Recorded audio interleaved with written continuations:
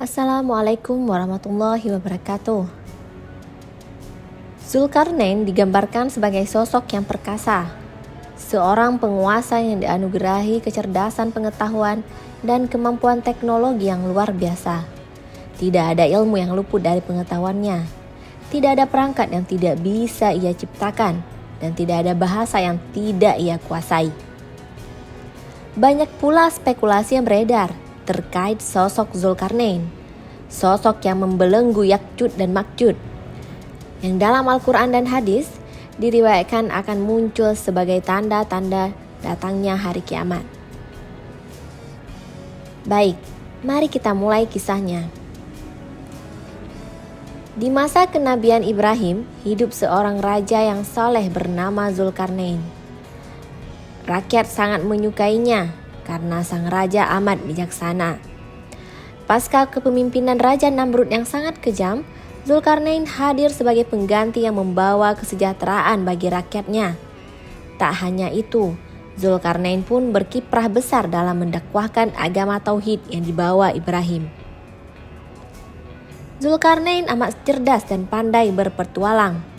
Ia melakukan ekspedisi ke seluruh dunia untuk menyebarkan agama tauhid. Sang raja amat pandai menguasai bahasa berbagai dunia. Ia juga mahir berlayar melakukan perjalanan dari belahan timur hingga belahan barat bumi ini. Pada sebuah perjalanannya, Zulkarnain sampai ke tempat matahari terbenam di bagian barat dunia. Di sana ia mendapati penduduknya tak beriman. Zulkarnain pun kemudian mendakwahkan keesaan Allah. Mereka pun menerimanya dengan gembira. Perjalanan berlanjut. Zulkarnain tiba di kawasan timur dunia di mana matahari tampak terbit dari sana. Penduduk timur tersebut amat miskin dan terbelakang hingga tak mampu membangun tempat tinggal. Zulkarnain pun membantu mereka, mengajarkan untuk memiliki tempat yang dapat melindungi diri mereka dari panas dan hujan. Setelah mendapat bantuan, mereka pun menerima dakwah Zulkarnain dengan sangat gembira. Ia pun kembali melanjutkan perjalanannya. Tibalah Zulkarnain pada sebuah tempat di antara dua gunung. Di bukitnya terdapat sebuah kaum yang tak mengerti bahasa. Zulkarnain yang cerdas pun memerlukan penerjemah untuk memahami ucapan mereka. Kaum tersebut pun mengeluhkan kesulitan mereka pada Zulkarnain. Mereka selalu dilanda kemiskinan karena harta mereka selalu diambil paksa oleh kaum kejam yang bernama Ya'juj dan Ma'juj. Para manusia kejam tersebut berpostur tubuh yang tidak biasa. Dalam sebuah riwayat disebutkan bahwa meski mereka masih berasal dari jenis manusia, Ya'juj dan Ma'juj mempunyai ciri khas yang membuat mereka tampak berbeda dari manusia pada umumnya.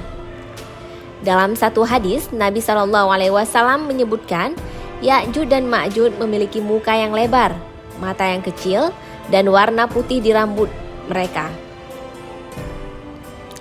Bentuk wajah mereka dikatakan mirip perisai. Hadis riwayat Imam Ahmad. Mereka juga nyaris tidak memiliki kemampuan untuk memahami bahasa atau perkataan yang dituturkan manusia. Adapun pekerjaan mereka adalah selalu merusak setiap hal yang dilewati. Kaum Ya'juj dan Ma'juj tinggal di antara dua gunung. Mereka selalu mengganggu kaum di bukit dengan merampas dan merusak segala sesuatu, baik tanaman maupun ternak.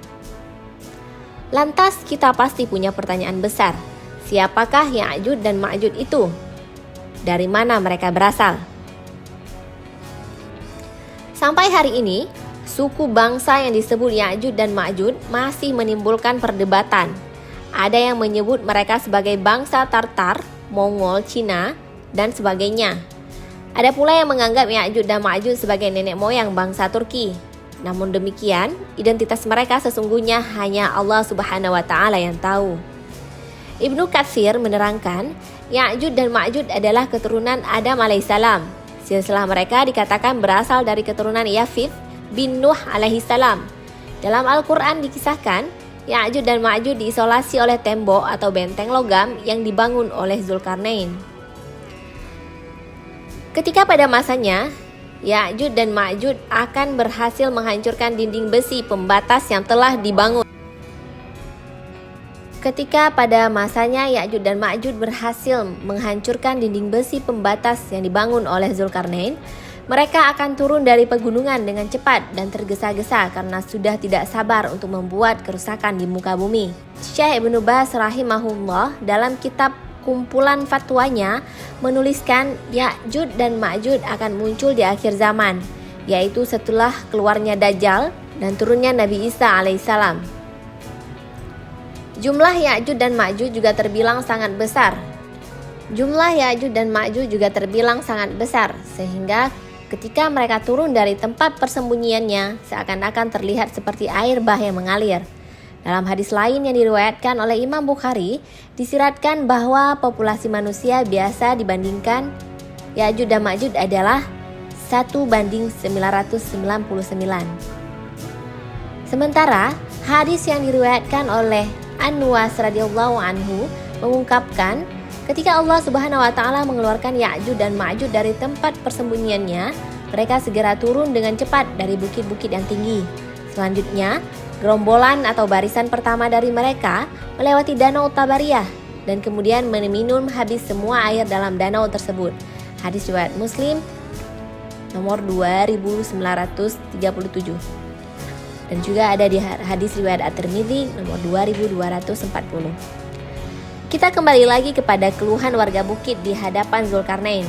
Mereka berkata melalui penerjemah, "Wahai Zulkarnain, sungguh saat ini kami terancam oleh suatu kaum yang bernama Ya'juj dan Ma'juj. Keduanya itu selalu melakukan penindasan dan berbuat kerusakan di bumi. Untuk menghindarkan kami dari kekejaman mereka, maka bolehkah kami membayarmu dengan sejumlah harta sebagai imbalan agar engkau membuatkan dinding yang kuat sebagai penghalang antara kami dan mereka? Kami ingin lepas dari penindasan dan kekejaman mereka." Mendengar tawaran umat yang terancam itu, maka Raja Zulkarnain yang bijaksana itu kemudian berkata, "Apa yang dianugerahkan Tuhan kepadaku yang meliputi kekuasaan, keluasan wilayah, dan kekayaan harta benda lebih baik daripada imbalanmu yang kau tawarkan kepadaku. Maka sebagai gantinya, bantulah aku dengan seluruh kekuatan yang ada, agar aku dapat membuatkan dinding yang kuat sebagai penghalang antara kamu dan mereka, sehingga kamu semua akan merasa aman karena terhindar dari serangan mereka." Dalam Al-Quran, surat Al-Kahfi pun diceritakan tentang Ya'juj dan Ma'juj di ayat 94-95, yang berbunyi sebagai berikut. Mereka berkata, "Hai Zulkarnain, sesungguhnya Ya'juj dan Ma'juj itu orang-orang yang membuat kerusakan di muka bumi. Maka dapatkah kami memberikan sesuatu pembayaran kepadamu supaya kamu membuat dinding antara kami dan mereka?" Antara kami dan mereka. Zulkarnain berkata, "Apa yang telah dikuasakan oleh Tuhanku kepadaku terhadapnya adalah lebih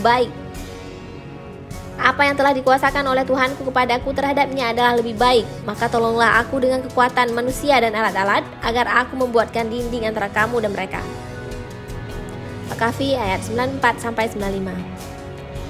Adapun kemunculan Ya'juj dan Ma'juj merupakan salah satu tanda besar dari akan datangnya hari akhir yang merupakan hari kiamat. Bahkan Nabi SAW juga menegaskan keberadaan Ya'juj dan Ma'juj sebagai bagian dari tanda kiamat. Beliau bersabda, "La taqumus sa'atu hatta tarawna 10 ayat. Tulu'us syamsi min maghribiha wad-dukhan wad-dababah wa khuruju Ya'juj wa Ma'juj." Kiamat tidak akan terjadi sampai kalian melihat ada 10 tanda. Terbitnya matahari dari barat, munculnya dukhan, adanya dabbah atau hewan melata yang bisa memberi tanda, dan keluarnya Ya'juj dan Ma'juj. Hadis riwayat Ahmad 16.144 yang disahihkan oleh Syu'aib al-Arnaud. Maka setelah Raja Zulkarnain mendapatkan barang yang dikumpulkan dari segala hasil tambang para penduduk bukit, kemudian Zulkarnain memerintahkan para anggotanya untuk menggali tanah, lalu membangun pondasi yang kokoh dari besi. Setelah itu, besi tersebut dipanaskan, lalu dilebur dengan cairan tembaga yang mendidih. Maka jadilah dinding benteng yang amat kokoh sehingga bisa mengurung Ya'juj dan Ma'juj di tempat tinggalnya. Melihat hal ini, tentu penduduk bukit bersukacita. Mereka pun berterima kasih kepada Zulkarnain. Namun dengan rendah hati Zulkarnain bersyukur kepada Allah.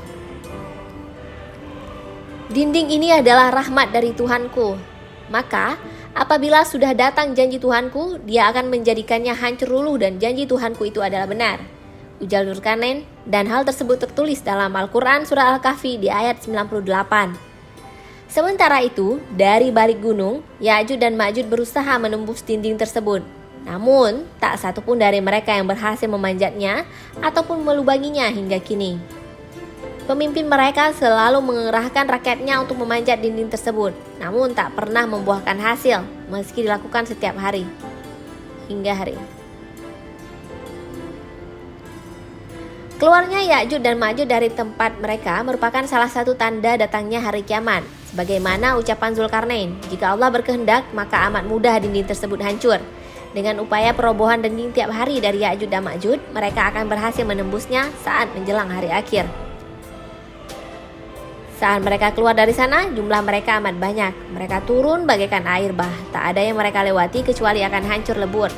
Setiap tanaman dirusak, setiap jiwa akan dibunuh. Demikian kekejaman Ya'juj dan Ma'juj. Terhadap kisah Dzulkarnain dan Ya'juj dan Ma'juj sendiri bisa kita dapatkan dalam Al-Quran surah Al-Kahfi ayat 83 hingga 101. Lalu penjelasan lebih lanjut mengenai Ya'juj dan Ma'juj juga terdapat dalam surah Al-Anbiya ayat 96 sampai 97. Ya'juj dan Ma'juj benar adanya dan masih hidup hingga kini.